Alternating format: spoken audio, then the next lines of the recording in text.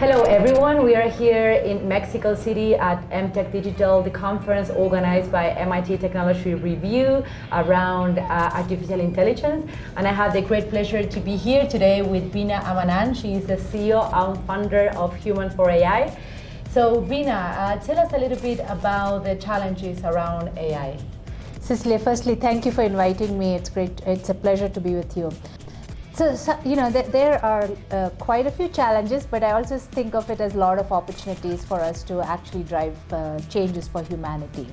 I think one of the challenges I've seen, having built AI teams from scratch and built some of the AI products and solutions, is really around the lack of diversity in AI. And why that is crucial is because what we're doing with AI is encoding human intelligence into a machine.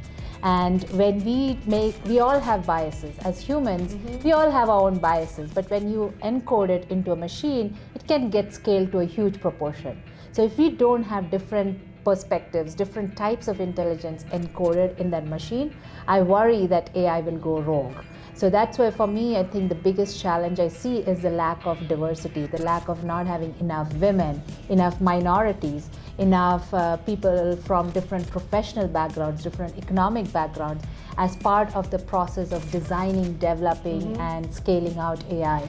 We don't see enough of that today. So how do we do that? Because we see you, and it's incredible to have women like you working in the field, but I think you're an exception. Yes. So how do we enforce governments and company and society to bring more women and more diversity into the field to really make a change? Yeah, so look, I think the challenge has always been there about the lack of women in tech, and AI is part of tech, and that challenge has not yet been solved. So for me, I see AI taking away jobs, but I also see AI creating a lot of new jobs. And I see these new jobs, there's going to be a need for domain experts, like people who have education in healthcare or in education in legal. They're going to be part of the AI process. So what I did is to start a nonprofit called Humans for AI, and it's really focused on teaching more women and minorities from other domains about AI, so that they can be the future product managers, the project managers, designers, and testers for AI products. In that way, we get more women into AI. And most companies, especially the ones who are advanced in AI, are realizing the need for diversity in AI, but don't necessarily have the solution. Right, so I think the opportunity is there. It is for us to start filling out that gap. On the policy side, it's a completely different issue, because we don't have enough people educated about AI concepts to be able to have a meaningful conversation about policy.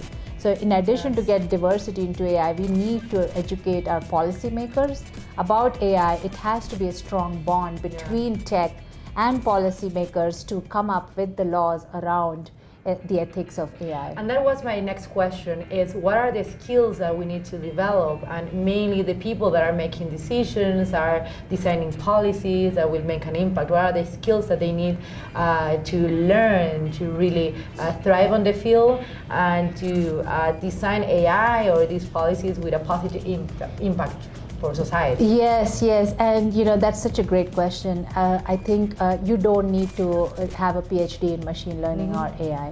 I think, but foundationally, everybody needs to understand the concepts of AI. Because whether you like it or not, whether you know it or not, you're using AI in your day-to-day life. It's in your pocket, it's in your hand right now, right?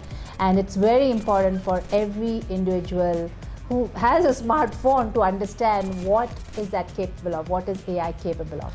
So understanding the concepts behind AI, some of these are the terminologies, like what is machine learning, supervised learning, what is NLP, understanding the concepts behind AI is super important for all of us, so that then that will lead to more richer conversations on how do we ensure privacy, how do we ensure the ethics around how the data is being used. And today, most people who are not educated in computer science are not empowered to have that conversation.